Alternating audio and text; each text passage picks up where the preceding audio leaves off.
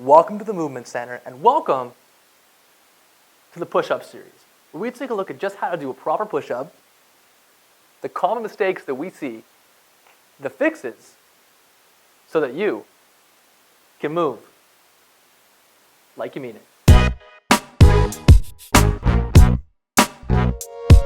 What is up, guys? Welcome to episode 1 of the push-up series. And we are with Christina today, and we are talking about the push-up. And today's episode is looking at how to do a proper push-up in the kind of basic form. We're not talking about inclines, not talking about declines, just a flat push-up and the best way to do that. So we're gonna have Christina here line up, arms straight in front. Good, and we're looking at, if you could imagine she was in the ground, her basic push-up kinetic chain points. So we're looking at how do you line up and how do you line up in line to keep this all good form throughout. Because a push-up is essentially doing a plank. And so if we look at her from the floor up, we can't see this here, there's no ground, but her toes would be nice and extended, fully straightened. We'd want to see her nice and line from her knees, her hips, her low back, all the way nice and tight, all the way up. Her shoulder blades in a good position, elbows fully locked, or just slightly bent at the top, not hyperextended, and her wrists in full extension, hands pointed straight in front. Last thing a lot of people forget is the neck staying nice, tight, and in a good position like this. So if we take a look at her now on the ground, boom, good. So she's here in this kind of top plank position. We'll talk about why that's so important later on in a later episode. But from here, we want her to start with her feet about a fist width apart. The reason why that is if people go really close, put them close for Christina. What people tend to do is they can squeeze using their muscles in the inside of the legs and the groin to stabilize themselves. And we really want to use our core muscles and our glutes and hip muscles to engage. So we want to stay perfect spread there a little bit. Our feet are in a good position, nice, fully extended.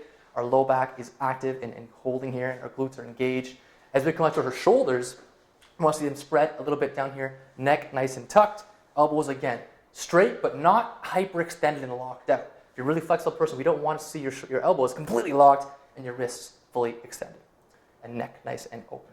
Now, if she goes down to a push-up for us, the big thing we see people do wrong a lot is they tend to flare the elbows out and shoulders out, and we'll talk about that in a later episode of exactly how to fix that. But ideally, we want those arms coming out, and depending on your anatomy, it's a little bit different, but for most people, about a 45-degree angle. So in this angle here, coming as you drop down into your push-up. The reason being is that's a nice open, stable position for your shoulder as the humerus, the arm bone, comes into the scapula, and it kind of controls that. So she comes down again one more time. We like to see that little bit of an angle coming out here, as opposed to being nice and tight against the sides or flared out too far. We'll talk more about that later. Perfect. Thank you, Christina.